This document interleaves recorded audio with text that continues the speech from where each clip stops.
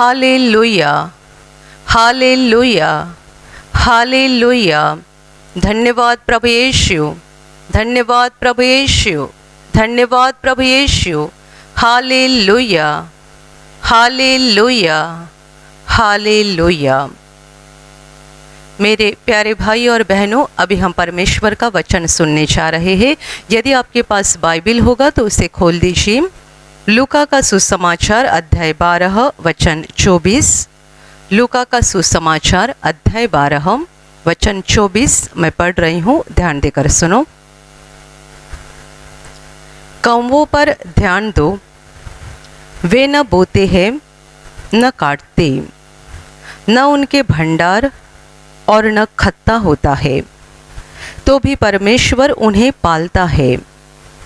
तुम्हारा मूल्य पक्षियों से कहीं अधिक है। Hallelujah, hallelujah, hallelujah, hallelujah, hallelujah. मेरे प्यारे भाइयों और बहनों, ये प्रभु यीशु के मुँह से निकले हुए वचन है। प्रभु यीशु बता रहा है कि कौवों पर ध्यान दो, वे न बोते हैं न काटते हैं, न उनका कोई भंडार होता है न कोई खत्ता होता है, तो भी परमेश्वर उन्हें पालता है, परमेश्वर उनको संभालता है। तुम्हारा मूल्य पक्षियों से बहुत ज़्यादा है। Hallelujah, hallelujah, hallelujah.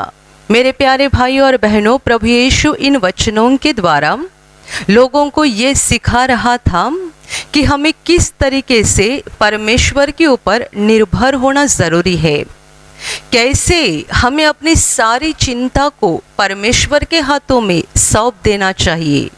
क्योंकि हम मिट्टी से बनाए गए इंसान हैं, हम अपने बारे में कुछ नहीं जानते और ना ही चिंता करके हम अपने परिस्थिति को बदल सकते हैं, ना ही चिंता करके हम अपनी ज़िंदगी को बढ़ा सकते हैं।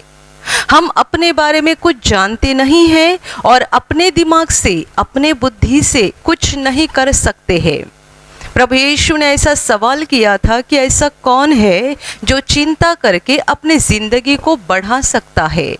हम बहुत सोच विचार करके, बहुत चिंता करके, बहुत टेंशन लेके हमारे जीवन को ना बढ़ा सकते हैं, ना हमारी हालत को हम बदल सकते हैं। इसलिए प्रभु इन वचनों के द्वारा हमें ये सिखा रहा है कि हमें पूरी तरह से परमेश्वर के ऊपर निर्भर होना चाहिए। पूरी तरह से हमें अपना जीवन, हमारी सारी चिंताएं, हमारे जीवन का सारा बोझ उस महान परमेश्वर के हाथों में देना चाहिए। वजह यह है कि वो हमारा केवल सृष्टिकर्ता नहीं है, बल्कि वो हम पर प्यार करने वाला हमारा सच्चा पिता है। और प्रभु जब ये बातों को समझा रहा है, तब वो उदाहरण दे रहा है पंछियों का। वो बता रहा है कि कौवों के ऊपर ध्यान दो, आसमान में उड़ने वाले पंछियों के ऊपर ध्यान दो। वे न बोते हैं न काटते हैं, न उनका कोई खजाना होता है, न उनके पास कोई भंडार होता है, कुछ नहीं होता है, तो भी उनको समय पे खाने को मिलता है। वे बड़े हो जाते हैं, वे जिंदा रहते हैं। वजह परमेश्वर उन्हें पालता है, परमेश्वर उनको संभालता है। और प्रभु आगे बता रहा है कि तुम्हारा मूल्य तो पक्षियों से बहुत ज़्यादा है। परमेश्वर की नज़र में तुम पंछियों से बहुत ज़्यादा मूल्यवान हो। Hallelujah, hallelujah. इन सारे वचनों के द्वारा प्रभु हमें ये सिखाना चाहता है कि हमें चिंता नहीं करनी चाहिए, बल्कि परमेश्वर के हाथों में सब कुछ सौंप देना चाहिए। पर यहाँ प्रभु ने एक महत्वपूर्ण बात बताई है, महत्वपूर्ण वचन है कि कौवों के ऊपर ध्यान दो। परमेश्वर की यहाँ एक सृष्टि है, एक पंछी है, उसके ऊपर परमेश्वर हमें ध्यान देने के लिए बता रहा है, उसके बारे में सोचने के लिए बता रहा है। क्यों? यदि आप उसके ऊपर ध्यान दोगे और सोचोगे, तब आप बहुत सारी सच्चाई को जानोगे। आपकी समझ में आ जाएगा कि ये कौवों को समय पे खाने को कहाँ से मिलता है। जब उन्हें भूख लगती है, उनकी ज़रूरतों को कौन पूरा करता है। ये कैसे जिंदा रहते हैं, ये कैसे बड़े हो जाते हैं, कौन उनको पालता है, तुम उनके ऊपर ध्यान दो। मत्ती के सुसमाचार में लिखा है, प्रभु यीशु ने ऐसे कहा कि पंछियों के ऊपर ध्यान से देखो, गौर से देखो। क्यों गौर से देखो, क्यों ध्यान से देखो? क्योंकि जब आप ध्यान से देखोगे तभी आप परमेश्वर के प्यार को गहराई से जान पाओगे। Hallelujah, hallelujah. मेरे प्यारे भाइयों और बहनों, आज की दुनिया की हालत ऐसी है कि परमेश्वर हमसे प्यार करता है, इस सच्चाई पर कोई विश्वास करने के लिए तैयार नहीं है। लोगों को बस दुख और निराशा और चिंताएं नजर आ रही है, और कोई इस सच्चाई पर विश्वास करने के लिए तैयार ही नहीं है कि परमेश्वर हमसे प्यार करता है, वो हमारी सुधि लेता है, और उसने पूरे सृष्टि में जो कुछ भी बनाया है उन सबों से बढ़कर वो मनुष्यों से प्यार करता है। पर आज की दुनिया इस सच्चाई को जानती नहीं है, और यदि कोई उन्हें ये सच्चाई बताए तो भी वे उन पर विश्वास नहीं करते हैं। आप भी कई बार अपने जीवन में जब निराशा आती है तभी आप भी बोल चुके होंगे कि क्या परमेश्वर ने मुझे इसीलिए दुनिया में भेजा है? क्या मेरे जीवन में प्रभु कुछ भी ठीक नहीं करना चाहता है? क्या परमेश्वर मुझसे प्यार नहीं करता है? आपने भी निराशा की हालत में परमेश्वर को कभी दोष लगाया होगा, और आपके मन में भी निराशा की अवस्था में ये शक पैदा हुआ होगा कि क्या सचमुच परमेश्वर मुझसे प्यार करता है? क्या सचमुच उसे मेरी परवाह है? क्या सचमुच वो मेरी सुधि लेता है? मेरे प्यारे भाइयों और बहनों, ये बहुत महत्वपूर्ण शब्द है जो प्रभु यीशु ने कहे हैं कि पंछियों के ऊपर ध्यान दो, कौवों के ऊपर ध्यान दो। कौवा तो सब जगह नजर आता है, वो ऐसा एक पंछी है कि आप कहीं भी जाएंगे तो आपकी नज़र में आएगा। बाकी सारे पक्षी हमें दिखाई नहीं देते हैं सब जगह, पर कौवा तो सब जगह दिखाई देता है। और इसीलिए शायद प्रभु ने कौवे के बारे में बताया है कि कम से कम उसके ऊपर तो देखो। हम जब भी कौवे के ऊपर देखते हैं तभी हमारा देखना कैसा होता है। पहली बात, कौवा यदि हमारे घर के आसपास या हम कहाँ रहते हैं वहाँ आसपास दिखाई दिया तो हमें उसका आना भी अच्छा नहीं लगता है, हम उसको भगा देते हैं और उसके ऊपर बहुत बार नज़रअंदाज करते हैं। और प्रभु हमें बता रहा है कि उसके ऊपर ध्यान दो। कौवे के ऊपर नज़रअंदाज करना, उसे भगा देना और उसका आना ठीक नहीं लगना, इस तरीके से हम लोग बर्ताव करते हैं। जिस परमेश्वर ने उस कौवे को बनाया है वो बता रहा है कि कौवे के ऊपर ध्यान दो। ध्यान दो, इसका मतलब क्या है? यदि कौवा आपको दिखाई दे रहा है तो जरा रुक जाओ। आपको ऑफिस में जाने की हड़बड़ी होगी, कंपनी में जाने की हड़बड़ी होगी, आपके धंधे का टाइम हो गया है, तो भी प्रभु कहता है रुको। आपके हाथ में इस काम है और आप कहेंगे नहीं मैं काम में बड़ा व्यस्त हूँ, प्रभु कहता है जरा रुको और ये एक पंछी के ऊपर जरा ध्यान दो। ये बड़ा खुश नजर आ रहा है, जहाँ चाहता है वहाँ घूमता है, जोर जोर से आवाज करता है, चिल्लाता है। इसे कौन पालता होगा? इसे कौन खाना देता होगा? इसकी परवाह कौन करता होगा? ध्यान दो कौवे के ऊपर। प्रभु ने यदि किसी बड़े भारी पंछी का नाम बताया होता तो हमारे पास एक बड़ा बहाना रहता कि उस पंछी को हमने कभी देखा नहीं है, वो हमारे आसपास कहीं नजर नहीं आता है, तो हम कैसे उस पर देखें और कैसे ध्यान से उसके ऊपर सोचें। इसीलिए शायद प्रभु ने कौवे के बारे में कहा है, ये ऐसा पंछी जो सब जगह दिखाई देता है। जरा रुको, देखो उसकी ओर, सोचो उसके बारे में। जब आप इस एक पंछी के बारे में सोचोगे, ध्यान से देखोगे, तब आप परमेश्वर के प्यार को गहराई से जान जाओगे। और एक कौवा जो दुनिया की नज़र में कोई कीमती नहीं है, दुनिया उसके बारे में कोई कीमत नहीं रखती है, ऐसे एक पंछी के ऊपर यदि परमेश्वर इतना प्यार करता है तो वो मुझसे कितना प्यार करता होगा। हालेलुया। हालेलुया।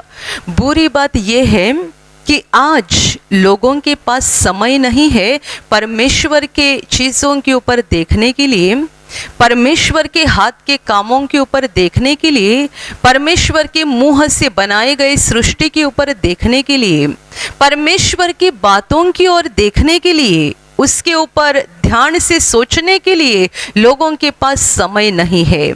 हर किसी के पास बहाना रहता है कि हमें ये काम है, वो काम है, और हम लगातार अपने अपने काम में व्यस्त होते रहते हैं। वो दुष्ट शैतान जब हमें निराश करता है तब हम परमेश्वर को दोष देने का काम करते हैं। कितने सारे लोगों को परमेश्वर की याद बस तब ही आती है जब उनके जीवन में कोई निराशा होती है या कुछ संकट आता है, तब दोष लगाने के लिए उन्हें परमेश्वर की याद आती है। पर जब जीवन में कुछ अच्छा होता है, कुछ बहुत खुशी की बात होती है, तब उस महान परमेश्वर को थैंक यू बोलने के लिए, उसे धन्यवाद बोलने के लिए उसकी याद नहीं आती है। लड़का परीक्षा में अच्छे अंक से पास हो गया तो हम दूसरों को मिठाई बांटते हैं, बड़ी खुशी से दूसरों को पार्टी देते हैं, दोस्तों को, पड़ोसियों को। पर घुटना टेककर, हाथों को उठाकर प्रभु को धन्यवाद कहे, इसका ध्यान हमें नहीं रहता है। कुछ अच्छी बात हो गई, हम बड़े खुश होते हैं और परमेश्वर को भूल जाते हैं। अच्छे समय में बहुत सारे लोगों को परमेश्वर का ध्यान नहीं रहता है। बुरा समय आ गया, संकट का समय आ गया, खराब समय जिंदगी में शुरू हो गया कि बराबर उन्हें परमेश्वर की याद आती है, उसको बस दोष लगाने के लिए। ये मेरे साथ परमेश्वर ने बुरा किया, वो बुरा किया, वो मेरे साथ सब बुरा ही करते आ रहा है। प्रभु यीशु बता रहा है, ध्यान से देखो। किसके ऊपर? परमेश्वर की एक सृष्टि के ऊपर। यदि परमेश्वर कव्वे के बारे में बोल रहा है कि इसके ऊपर ध्यान से देखो, इसके बारे में सोचो, तो कितनी सारी सृष्टि इस धरती पर है, उसके बारे में यदि हम सोचेंगे तो कितना अच्छा हो जाएगा। जब हम परमेश्वर की सारी सृष्टि के ऊपर एक एक के ऊपर एक एक के ऊपर एक एक के ऊपर ध्यान से देखना शुरू करेंगे और उनके बारे में सोचना शुरू करेंगे तो क्या हो जाएगा? आप कहेंगे इतना समय कहाँ पर है? मेरे प्यारे भाइयों और बहनों, शैतान ने आपको फंसाया है। आप जानते हैं कि आपकी ज़रूरत क्या है?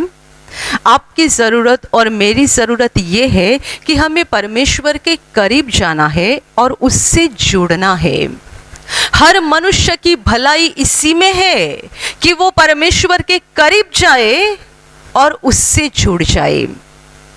एक बच्चा यदि अपने माँ बाप के साथ उसके घर में रहेगा तो ये उसकी भलाई है और वो ऐसा ही करना उसके साथ उचित हो जाएगा। माँ बाप के साथ रहना, उनके साथ घर में रहना। यदि वो माँ बाप को छोड़कर घर से बाहर निकला और रास्ते पे घूमने निकला, यहाँ वहाँ, यहाँ खाना ढूंढता है, वहाँ खाना ढूंढता है, कपड़ा कौन देगा, ये कौन देगा, वो कौन देगा, रास्ते रास्ते पे भटकने लगा, क्या ये उसके लिए भला है? क्या ये उसके लिए उचित है? घर छोड़कर रास्ते रास्ते पर भटकने वाले बच्चे के समान आज दुनिया के लोग बन चुके हैं। हमारे लिए ज़रूरी ये है कि हमें घर वापस आना है, परमेश्वर के पास आना है, उसके नज़दीक आकर उससे जुड़ जाना है। बस इतना ही हमारे लिए ज़रूरी है। प्रभु यीशु मरथा और मरियम के घर में गया था। तभी मरथा अपने काम में व्यस्त थी और मरियम प्रभु के चरणों पे बैठकर प्रभु के बातों को सुन रही थी। प्रभु के बातों को वो सुन रही थी, इसका साफ मतलब है उसका दिल प्रभु के दिल से जुड़ गया था। उसे इसका भी ध्यान नहीं था कि मेरी बहन क्या कर रही है, वहाँ रसोई घर में क्या चल रहा है। उसे उस किसी का ध्यान नहीं था, उसका दिल प्रभु की ओर लगा हुआ था। वो प्रभु के चरणों के पास बैठी हुई थी, उसके आंखें, उसके कान, उसका दिल पूरी तरह से प्रभु के शब्दों की ओर लगा हुआ था। वो प्रभु से एक हो चुकी थी, प्रभु के साथ जुड़ चुकी थी। और जब मर्था को गुस्सा गया और उसने प्रभु से ये कहा कि हे प्रभु, क्या तुझे परवाह नहीं है कि मेरी बहन ने सारा काम का बोझ मेरे अकेले के ऊपर डाल दिया है? क्या तुझे इस बात की कोई चिंता नहीं है कि मैं अकेली काम कर रही हूँ और मेरी बहन एक आलसी के समान बैठी हुई है? तभी प्रभु का उसे जवाब था कि मरियम ने उत्तम भाग को चुन लिया है। उत्तम भाग ये उससे कोई नहीं छीन ले सकता है। मर्था बहुत काम कर रही थी, मरियम बिना कुछ काम किए प्रभु के चरणों के पास बैठी हुई थी। आज हम दुनिया भर के काम करते हैं और हमें बड़ा अहंकार लगता है कि हमने बहुत काम किया, हमने बहुत कुछ किया है, बहुत मेहनत की है। मेरे प्यारे भाइयों और बहनों, मेहनत आपने बहुत की होगी, बहुत परिश्रम उठाया होगा, बहुत पैसा भी कमाया होगा, पर क्या आप आत्मा में प्रभु से जुड़ गए हैं? यदि आप परमेश्वर के करीब नहीं आए हैं और परमेश्वर से नहीं जुड़ गए हैं तो आपका सारा परिश्रम, आपकी सारी मेहनत व्यर्थ है। प्रभु ने मर्था से कहा कि तू बहुत सारे बातों के लिए चिंता करती है, बहुत सारे बातों में व्यस्त रहती है, पर एक ही बात की तुझे जरूरत है, एक ही बात की। आपको, मुझे और दुनिया के हर मनुष्य को इस एक ही भाग की जरूरत है। मरियम ने जो उत्तम भाग चुन लिया था वो हमें चुनना चाहिए। हमें परमेश्वर से जुड़ना है। परमेश्वर से बिना जुड़े हम दुनिया भर के काम करेंगे, दुनिया भर की जायदाद और प्रॉपर्टी इकट्ठा करेंगे, कुछ लाभ नहीं होगा, कुछ फायदा नहीं होगा। आप कहेंगे परमेश्वर के बारे में सोचने के लिए, उसके सृष्टि के बारे में सोचने के लिए हमारे पास समय कहाँ है? कौवे के ऊपर देखने के लिए समय कहाँ से मिलेगा? दूसरे पंछी प्राणी हमारे आसपास हम देखते हैं, उनके ऊपर देखने के लिए, उन पर सोचने के लिए हमारे पास समय कहाँ पर है? प्रभु ने ये इसलिए बताया कि जब आप उनकी ओर देखोगे और सोचोगे तब आप परमेश्वर के प्यार के बारे में जानोगे, और जब आपका दिल परमेश्वर के प्यार से भरना शुरू हो जाएगा, आप आत्मा में परमेश्वर के करीब जाना शुरू हो जाओगे। मेरे प्यारे भाइयों और बहनों, इसीलिए मैंने आपको कहा कि यदि आप कहेंगे कि हमारे पास इतना समय कहाँ पर है, हम कौवे के ऊपर जाकर देखें या किसी प्राणी पर देखें या और किसी पंछी पर देखें या पेड़ के ऊपर देखें, बहुत सारी सृष्टि हमारे आसपास है, उनके ऊपर देखें, समय कहाँ पर है? यदि आप बोल रहे समय कहाँ पर है तो शैतान ने आपको फंसाया है। ये सच बात है, शैतान ने आपको फंसाया है। यदि परमेश्वर के बारे में सोचने के लिए यदि आपके पास समय नहीं है तो उस दुष्ट शैतान ने आपके मन को भर दिया है गलत विचारों से और आपको फंसा दिया है। हर दिन जब हम उठते हैं आसमान में सूरज आता है, क्या आप कभी उसके बारे में सोचते हैं? ये सूरज किसने बनाया? दिन भर उसकी रोशनी हम लेते हैं, दिन भर उसका उजियाला हम लेते हैं, किसी को बिल नहीं भरते हैं, कोई उसकी लाइन कट नहीं करता है। हर दिन सूरज उगता है, दिन भर हम रोशनी लेते हैं, और ये कितने साल से शुरू है? हजारों सालों से। परमेश्वर ने दुनिया को जब से बनाया तब से लेकर आज के दिन तक ये सूरज धरती को रोशनी दे रहा है। रात के समय कितने सुंदर सितारे दिखते हैं, चांद दिखाई देता है कि आप रुकते हैं और उनके ऊपर देखते हैं, ये कितने खूबसूरत है, किसने बनाया है? दिन में सूरज की रोशनी हम देखते हैं, उसका एक अलग सौंदर्य होता है, और रात में चांद और सितारों की रोशनी हम देखते हैं, उनका एक अलग सौंदर्य होता है, उनकी खूबसूरती अलग होती है। पौलुस ने भी कहा है, चांद की खूबसूरती अलग, सूरज की खूबसूरती अलग, पर हमारे पास समय कहाँ है? और सारी बातें छोड़ दो, अपने बारे में तो सोचो, अपने शरीर के बारे में तो सोचो। हर अंग जो परमेश्वर ने हमें दिया है ये कितना ज्यादा महत्वपूर्ण है। सर के बालों से शुरुआत करो। ये हमारे सर के ऊपर जो बाल है, हमें उनका कोई महत्व नहीं समझता है। बचपन से ही वो हमारे सर के ऊपर रहते हैं, ना हमने कहीं से खरीदे हैं, ना खरीद कर उसको वहाँ पे लगाया है, तो हमें उनका कोई मूल्य नहीं समझता है। पर आजकल 15 या 20 साल के उम्र के बच्चों के भी बाल सफ़ेद होना शुरू होता है, बालों का गिरना शुरू होता है। जब भी बालों का गिरना शुरू होता है, सफ़ेद होना शुरू होता है, तभी कितने सारे लोग चिंता करने लगते हैं, मैं इतने जल्दी बूढ़ा दिखने लगूंगा, मैं इतने जल्दी बूढ़ी दिखने लगूंगी। और फिर बालों को काला करने के लिए कोशिश करनी पड़ती है। कितनी ज़्यादा कोशिश, हर सप्ताह, हर 15 दिन के अंदर, हर महीने में आपको बाल को काला लगाना पड़ता है ना। परमेश्वर ने जब भी आपको धरती पर भेजा तभी आपके बाल काले थे।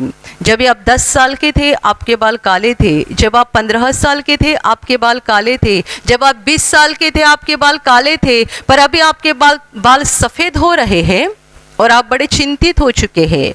आपको हर बार बालों को वो काला कलर लगाना पड़ता है। क्या जब भी बाल काले थे तभी आपने उसके महत्व को जाना था? क्या आपने सोचा था उसके ऊपर?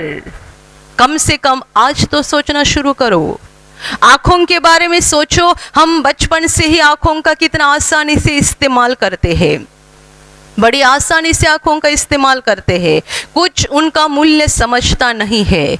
जैसे उम्र बढ़ना शुरू होती है आँखों की रोशनी कम होती है।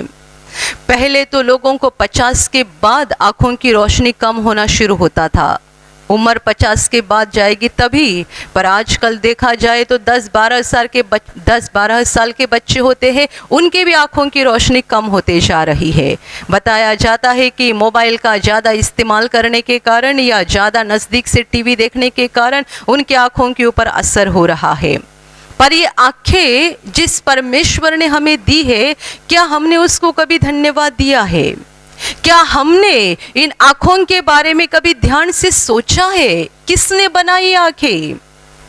जब ये आँखों की तकलीफ होती है और आपको डॉक्टर के द्वारा बताया जाता है कि आपको चश्मा पहनना पड़ेगा, आप एक साथ में 4000, 5000, कुछ लोग ज़्यादा महंगा चश्मा इस्तेमाल करते हैं और कई सालों के बाद उसको बदलना पड़ता है। आप चश्मे के लिए कीमत अदा करते हैं, तो क्या आपने आँखों के लिए कीमत चुकाई है? चश्मे के लिए इतना पैसा खर्चा करना पड़ता है, आँखों के लिए कितना पैसा खर्चा किया है? इसलिए प्रभु कहता है सोचो, उसके ऊपर ध्यान से देखो। कुछ लोगों की आँखों की रोशनी पूरी चली जाती है तो चश्मे से भी कुछ काम नहीं चलता है, तो उन्हें बताया जाता है कि ऑपरेशन करना पड़ेगा। खर्चा कितना आएगा? 50,000, 1 लाख, और कुछ लोगों का बहुत ज़्यादा भी खर्चा हो जाता है। एक आँख का ऑपरेशन करने के लिए आपको हजारों रुपए खर्च करने पड़ते हैं। जिस परमेश्वर ने आपको आँख दी है, क्या परमेश्वर ने आपसे पैसा लिया है? कितना महत्वपूर्ण शरीर उसने हमें दिया है, जरा गिनती करो। आपके चश्मे की कीमत कितनी है, तो उससे कितना गुना बढ़कर आपके आँखों की कीमत है। एक आँख की, फिर दूसरे आँख की, फिर अपने काले बालों की कीमत। परमेश्वर ने हमारे मुंह में दांत दिए हैं, इन दांतों का इस्तेमाल भी हम बड़े आसानी से करते हैं। कभी उसको थैंक यू नहीं बोलते हैं, ना ही उनके ऊपर कभी सोचते हैं कि कैसे परमेश्वर ने हमारे दांतों को बनाया है, कैसे बिठाया है। जब इस दांतों को कीड़ा लगता है, खराब दिखना शुरू होता है या हमें परेशानी होती है, हम डॉक्टर के पास जाते हैं और उनके द्वारा हमें बताया जाता है कि आपके दांतों को ये लगाना पड़ेगा, वो लगाना पड़ेगा, ये करना पड़ेगा। एक एक दांत के पीछे 5-5, 6-6 हज़ार खर्चा होता है। तो आप जरा देखो कि आपके सारे दांतों की कुल मूल्य कितना हो गया। मुंह के अंदर जितने भी दांत है, सारे दांतों का कुल मिलाकर मूल्य कितना हो गया। जब आपके मुंह में एक आर्टिफिशियल टीथ, कृत्रिम दांत बिठाया जाता है, उसकी कीमत कई हजार में होती है, तो सब दांतों का मूल्य कितना हो गया। सोचो, परमेश्वर ने हमें सुंदर हाथ दिए हैं। कुछ लोगों के बारे में बुरी घटना होती है कि किसी दुर्घटना में वे अपने हाथों को खो देते हैं। जब ये हाथ को खो दिया जाता है, तभी उनको आर्टिफिशियल हाथ बिठाना पड़ता है। उसके लिए बहुत खर्चा भी होता है और साथ ही साथ उन्हें बहुत ज़्यादा परेशानी होती है, बहुत दुख भी उठाना पड़ता है। आप जरा इन सबों के साथ कैलकुलेशन करके देखो, हर अंग का शरीर के अंदर किडनी है, आजकल किडनी कितने लाख में बेची जाती है। अपने सर से लेकर पैर के नाखून तक परमेश्वर ने हमारे शरीर के अंदर के और बाहर के जितने सारे अंग दिए हैं, सारे अंग का एक एक करके मूल्य निकालो और कुल मिलाकर कितना होता है उसके ऊपर जरा ध्यान दो। Hallelujah, hallelujah, hallelujah, hallelujah. मेरे प्यारे भाइयों और बहनों, प्रभु यीशु का कोई भी शब्द या कोई भी वचन वो यूं ही नहीं बता रहा है। बाइबल का हर एक वचन बहुत बहुत बहुत महत्वपूर्ण है। परमेश्वर के मुंह से निकला हुआ हर एक शब्द ज्ञान का बड़ा खजाना होता है। यीशु ने कहा, ध्यान से देखो कौवे के ऊपर, ध्यान से देखो पंछियों के ऊपर। क्यों? आप मेरी सृष्टि के ऊपर ध्यान से देखोगे तभी जान जाओगे कि मैंने तुमसे कितना प्यार किया है। आप अपने बालों के बारे में सोचोगे, आंखों के बारे में सोचोगे, अपने जबान मुंह के अंदर जो दांत है उनके बारे में सोचोगे, अपने शरीर के हर एक अंग के बारे में सोचोगे, तभी आप जानोगे कि परमेश्वर ने मुझसे कितना प्रेम किया है। कितना प्रेम! उसने मुझे कितना बहुमूल्य शरीर दे दिया है। आज तक कितने बार बोला होगा, उसने मुझे क्या दिया है, उसने मुझे क्या दिया है। जिस जबान से हम बोलते हैं कि उसने मुझे क्या दिया है, वो जबान भी तो उसी ने दी है, और उसी को उठाकर और हिलाकर हम बोलते हैं कि उसने मुझे क्या दिया है। मेरे प्यारे भाइयों और बहनों, चिंता करने की ज़रूरत नहीं है, हमारा बाप जिंदा है। किसी चीज़ का टेंशन लेने की ज़रूरत नहीं है, हमारा बाप जिंदा है। डॉक्टर भी आपको बोलते हैं ना कि टेंशन मत लेना। आप टेंशन लेते हैं इसके लिए आपका डायबिटीज़ बढ़ जाता है, आप टेंशन लेते हैं इसीलिए आपका ब्लड प्रेशर बढ़ जाता है। प्रभु ने भी वही बात बताई, चिंता मत करो। पर प्रभु ने आगे भी बताया है, चिंता क्यों मत करो। आप कहेंगे कि हम बहुत कोशिश करते हैं तो भी चिंता हमारे मन से निकल ही नहीं जाती है। हम टेंशन लेना नहीं चाहते हैं पर अपने आप टेंशन आ जाता है। हम किसी बात के बारे में चिंता करके सोचना नहीं चाहते हैं तो भी अपने आप हमारे मन में चिंता आती है। आपको वजह बताऊं क्यों चिंता आती है? क्योंकि आप परमेश्वर के बारे में बहुत कम सोचते हैं या शायद बिल्कुल नहीं सोचते होंगे, और अपने बारे में और सांसारिक बातों के बारे में बहुत ज़्यादा सोचते हैं। Hallelujah, hallelujah, hallelujah. हमें अपने ऊपर नहीं देखना चाहिए, उसके ऊपर देखना चाहिए, उसके ऊपर, उसके प्यार के ऊपर, उसके बातों के ऊपर देखना चाहिए। हर बात में हमें उसके बारे में सोचना चाहिए। जब आप किसी चीज़ के ऊपर देखते हैं, जब आप पेड़ के ऊपर देखते हैं, फूल के ऊपर देखते हैं, फल के ऊपर देखते हैं, जब आप खाना खाने के लिए बैठते हैं, हर वक्त परमेश्वर के बारे में सोचना चाहिए। आप एक साधारण केला लेते हैं, केला ये बिल्कुल साधारण फल समझा जाता है।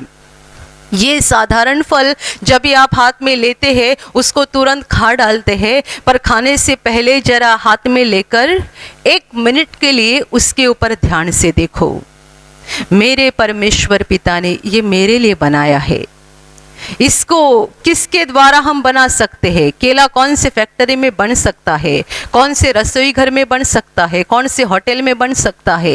ये परमेश्वर ने मेरे लिए बनाया है। आप में ऐसे कोई लोग होंगे जिनको केला खाना बहुत ज़्यादा पसंद होगा। आपको तो हाथ में केला आने के बाद तुरंत खाना ही नहीं चाहिए। यदि आपको केला ज़्यादा पसंद है तो हाथ में आने के बाद पहले उसको ले लो और परमेश्वर का धन्यवाद करो। 1 मिनट के लिए तो सोचो, कम से कम आधा मिनट के लिए तो सोचो कि परमेश्वर ने इसे कैसे बनाया होगा, किस तरीके से बनाया होगा। बिल्कुल साधारण दिखने वाला ये फल है, पर ना किसी फैक्ट्री में बनता है, ना किसी होटल में बनता है, ना किसी रसोई घर में बन पाता है। कैसे बनाया होगा मेरे परमेश्वर पिता ने इसे? 1 आधे मिनट के लिए तो सोचो, तो परमेश्वर को बड़ा आनंद हो जाएगा। Hallelujah, hallelujah. और आप में से कई लोगों को दूसरे कोई फल अच्छे लगते होंगे। आप जब उन फल को हाथ में लेते हैं तुरंत मुंह में मत डालो, जरा उसके ऊपर देखो परमेश्वर ने कैसे बनाया है। मेरे प्यारे भाई और बहनों, ये पूरी दुनिया परमेश्वर के ज्ञान से भरी हुई है। पूरी दुनिया सारी बातें छोड़ दो। पेड़ का एक पत्ता, पेड़ का एक पन्ना होता है। यदि कोई परमेश्वर के बारे में सोचना चाहता है तो ये पन्ने के ऊपर भी 1 घंटा, 2 घंटा, 3 घंटा सोच सकता है। ये पन्ना परमेश्वर ने कैसे बनाया है, कैसे उसको रचाया है, कैसे ये बड़ा होता है, किस तरीके से परमेश्वर ने इसको बनाया है। क्योंकि पेड़ का एक छोटा से छोटा पन्ना भी दुनिया के किसी भी फैक्ट्री में नहीं बन सकता है। Hallelujah, hallelujah. हम कहते हैं कि विज्ञान ने बड़ी तरक्की की है। सच बात है, विज्ञान की बड़ी तरक्की हो गई है। कंप्यूटर में नई नई खोज आ गई है, मोबाइल नए नए तरीके से निकलने लगे हैं, नई नई तरीके की गाड़ियाँ आ रही है, हवाई जहाज आ गया है। विज्ञान की तरक्की बहुत हो चुकी है, नई नई तरह की दवा आ गई है, विज्ञान की तरक्की बहुत हो चुकी है। पर इतनी तरक्की होने के बावजूद भी क्यों पेड़ का एक पन्ना भी किसी फैक्ट्री में नहीं बन सकता है? एक छोटा सा पेड़ का पन्ना भी क्यों किसी कारखाने में नहीं बन पाता है? सोचो, तभी आप जानोगे कि परमेश्वर कितना सामर्थ्यशाली है और कितना प्यार से भरा हुआ है। Hallelujah, hallelujah. परमेश्वर ने बनाई हुई किसी भी सृष्ट वस्तु की कॉपी आज तक मनुष्य नहीं कर पाया है। परमेश्वर ने जो भी बनाया है, एक भी चीज की जेरोक्स कॉपी कोई मनुष्य आज तक नहीं कर पाया है, ना ही दुनिया के अंत तक कोई उसकी कॉपी कर पाएगा। परमेश्वर ने मनुष्य को दिमाग दिया है और दिमाग लगाकर लोग नई नई खोज करते हैं, नई नई तरक्की करते हैं और नई नई चीज़ें बनाते हैं, नई चीज़ें बनाते हैं। पर परमेश्वर ने जो पहले से बनाकर रखी है उनके ऊपर देखकर वैसी चीज़ें खुद नहीं बना सकते हैं। Hallelujah, hallelujah, hallelujah. मेरे प्यारे भाइयों और बहनों, आप कितने भी बोलेंगे और दुनिया कितनी भी चिल्लाएगी कि परमेश्वर ने हमें छोड़ दिया है, परमेश्वर दुनिया में नहीं है या परमेश्वर हमसे प्यार नहीं करता है, तो भी बाइबल सत्य है। ये परमेश्वर का वचन सत्य है और परमेश्वर का वचन कहता है परमेश्वर प्रेम है। वो प्रेम करने वाला परमेश्वर है, वो खुद प्रेम है और उसने अपने प्रेम से ही पूरी दुनिया को बनाया है और अपने प्रेम के खातिर ही उसने मनुष्य को बनाया है। मेरे प्यारे भाइयों और बहनों, उसके प्रेम के बारे में जानने के लिए हमारे व्यस्त व्यस्त कामों में से समय निकालकर उसके ऊपर देखना जरूरी है। प्रभु कहता है ध्यान से देखो। जब भी आप उसके लिए समय दोगे और ध्यान से देखोगे तभी तो उसके प्यार के बारे में जानोगे। यदि आपने समय निकाला ही नहीं और उसके ऊपर ध्यान से देखा ही नहीं, परमेश्वर की किसी भी सृष्टि के बारे में आपने ध्यान से सोचा नहीं, तो आप कभी भी परमेश्वर के प्यार के बारे में नहीं जान सकते हैं। Hallelujah, hallelujah. कितने सारे लोग इस ऑनलाइन प्रार्थना में आते हैं और 1 मिनट, 2 मिनट, 5 मिनट प्रार्थना को देखते हैं कि कौन गाना गा रहा है, कौन स्तुति आराधना कर रहा है या कौन प्रवचन दे रहा है। बस 1-2 मिनट देखते हैं और बंद करके दूसरा वीडियो शुरू कर देते हैं। आप यदि इस तरीके से बर्ताव करेंगे तो आप परमेश्वर के प्यार के बारे में कैसा जानेंगे? आपको परमेश्वर के प्यार के बारे में जानना है तो रुकना जरूरी है। रुको, ध्यान से देखो। आप परमेश्वर की किसी भी काम को समय देकर ध्यान से देखना जरूरी है। ऐसे बहुत सारे लोग होते हैं जो जगह जगह की प्रार्थना सभा को देखते हैं और उनके दिल में कभी शांति नहीं होती है। वे कभी आपके साथ शांति से बातें नहीं करेंगे। दुनिया भर की प्रार्थना सभाएं देखते हैं पर मन में हमेशा टेंशन रहता है और बहुत सारी बातों के लिए चिंतित रहते हैं, क्योंकि वे परमेश्वर के किसी भी काम के ऊपर ध्यान से नहीं देखते हैं। आपको बहुत सारी प्रार्थना सभाओं को देखने की ज़रूरत नहीं है। आप चाहते होंगे उस प्रार्थना सभा को ध्यान से देखो, ध्यान से सुनो। किसी भी, मैं आपको ये नहीं बता रही हूँ कि आप हमारी ही प्रार्थना को देखो, ये ज़रूरी नहीं है। आप किसी भी प्रभु के काम को देख सकते हैं जो यूट्यूब पर है। आज के समय सारे प्रार्थना घर बंद है, तो आपके लिए एक ही माध्यम है कि आप यूट्यूब के द्वारा परमेश्वर के काम को देखें, सुने और अनुभव करें। तो आप किसी भी सेवकाई को चुन सकते हैं जो आपको अच्छी लगती है, जो सच्ची सेवकाई है उसे चुनो। उनके प्रार्थना सभा में ध्यान से भाग ले लो। 5 मिनट 10 मिनट देखकर दूसरा वीडियो मत शुरू करो। ऐसा करने से आप परमेश्वर के प्यार के बारे में कभी नहीं जानोगे। हर किसी को, जिनको परमेश्वर के प्यार के बारे में जानना है, रुकना चाहिए, ध्यान से सोचना चाहिए। मेरे प्यारे भाइयों और बहनों, जब हम परमेश्वर के प्यार के बारे में सोचेंगे, ध्यान से सोचेंगे, तभी हम उसके प्यार के बारे में जानेंगे। और याद रखो, जब हम परमेश्वर के प्यार के बारे में जानेंगे, तभी वह दुष्ट हमारे ज़िंदगी से दूर होना शुरू हो जाएगा, क्योंकि हम परमेश्वर के करीब जाना शुरू हो जाएंगे। जब आप उसके प्यार के बारे में सोचेंगे, आप परमेश्वर के करीब जाना शुरू हो जाएगा। और जैसे जैसे आप परमेश्वर के करीब जाना शुरू हो जाएंगे, वो दुष्ट आपके जीवन से दूर जाना शुरू हो जाएगा। Hallelujah, hallelujah. और अंत में परमेश्वर का सबसे बड़ा प्रेम, प्रभु यीशु मसीह का क्रूस पर का बलिदान, ये बलिदान परमेश्वर का हमारे ऊपर किया हुआ सबसे बड़ा प्रेम है।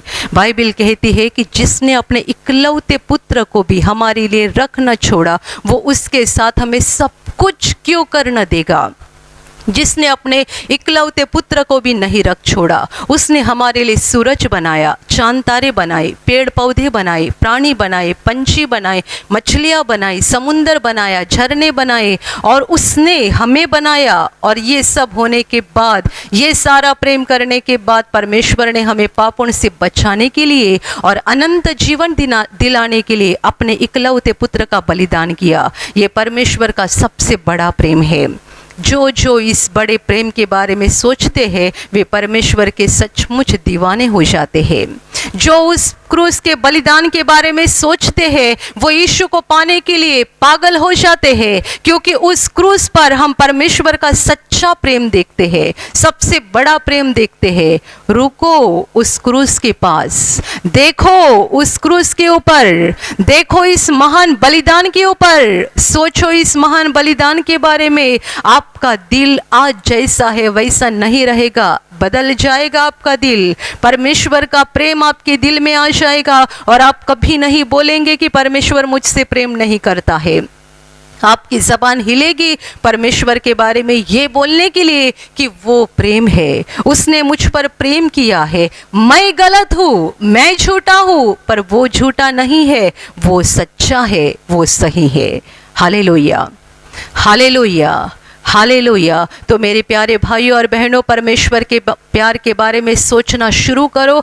अपने ज़िंदगी में हर दिन थोड़ा थोड़ा समय निकाल कर परमेश्वर के प्यार के बारे में सोचो, ताकि आप उसके प्यार को सच्चाई से जानना शुरू हो जाओगे, उसके नज़दीक जाओगे। शैतान आपके जीवन से हार जाएगा, और आपका जीवन स्वर्ग की खुशी से और स्वर्ग की शांति से भर जाएगा। Hallelujah, hallelujah, hallelujah, hallelujah.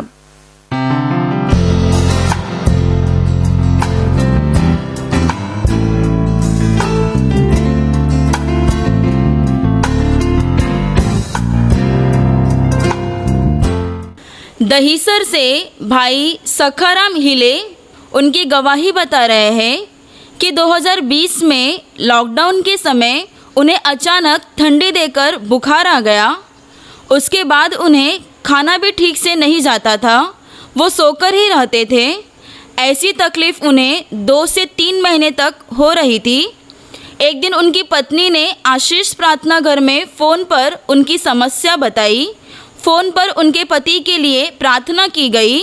उसी समय तुरंत इस भाई को फ़र्क महसूस हुआ और वो खाना खाने लगे। इन्होंने गवाही नहीं दी। 2021 में इन्हें फिर से ठंडी देकर बुखार आ गया और हिचकी शुरू हो गई। 20 दिन तक इन्हें तकलीफ़ होती रही। हिचकी की वजह से इन्हें ठीक से बोलने भी नहीं जमता था और नींद भी नहीं लगती थी। दोबारा इनकी पत्नी ने फ़ोन पर से प्रार्थना ली और इनकी समस्या प्रार्थना विनती पेटी में लिखकर डाल दी। एक बहन ने इनके लिए प्रार्थना की। उसके बाद इनकी हिचकी की परेशानी, ठंडी, बुखार पूरी तरह से निकल गई। इन सभी तकलीफ़ों से प्रभु यीशु ने इन्हें मुक्त किया है। इसलिए ये भाई प्रभु यीशु को लाख लाख धन्यवाद देते हैं, प्रभु यीशु की महिमा करते हैं।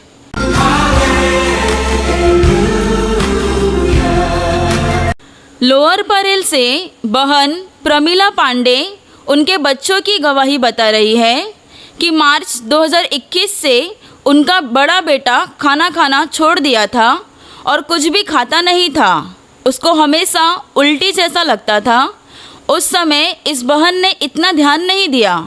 मार्च से लेकर अप्रैल महीने तक ऐसा ही चलता रहा, पर जब धीरे धीरे वह बहुत दुबला होते गया, फिर यह बहन सोचने लगी कि इसको क्या हो गया है। अचानक से खाना ही बंद हो गया।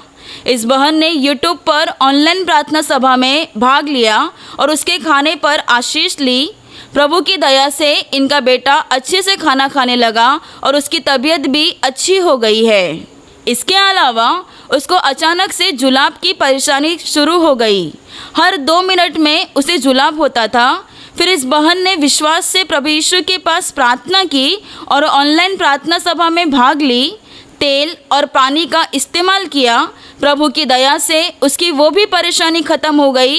इसलिए ये बहन प्रभु यीशु को धन्यवाद देती है। इसके अलावा मई 2021 में इनके छोटे बेटे को रात के समय बहुत बुखार आया था। इतना तेज़ बुखार था कि वह ज़ोर से काँप रहा था और जब इस बहन की आँख खुली तब उसे देखकर काफ़ी घबरा गई और उसी समय इन्होंने प्रभु के पास प्रार्थना की और प्रार्थना का तेल और पानी का इस्तेमाल किया। ऑनलाइन प्रार्थना सुनती रही। तीसरे दिन इनका बेटा पूरी तरह से अच्छा हो गया और वह अच्छे से खाने पीने लगा। प्रभु ने इनके बेटे को ठीक किया, इसलिए ये बहन प्रभु यीशु को धन्यवाद देती है। इसके अलावा उनके बड़े बेटे को भी बहुत तेज बुखार आ गया था। 2 दिन तक बुखार उतरा ही नहीं और पूरे शरीर में इतना दर्द हो रहा था कि वह बहुत रोता था और चिल्लाता था। 10 से 12 दिन तक उसको ऐसी तकलीफ़ हो रही थी। ये बहन रोज़ यूट्यूब पर की प्रार्थना सुनती रही और प्रभु से प्रार्थना करती रही और प्रार्थना का तेल और पानी उसे देती रही। प्रभु की दया से इनका बेटा अच्छा हो गया है। इसलिए ये बहन प्रभु यीशु को कोटि कोटि धन्यवाद देती है। किसी भी संकट या मुसीबत या बीमारी से प्रभु इन्हें हमेशा संभालते हैं और हर बीमारी से चंगा करते हैं। इसलिए ये बहन प्रभु यीशु को धन्यवाद देती है।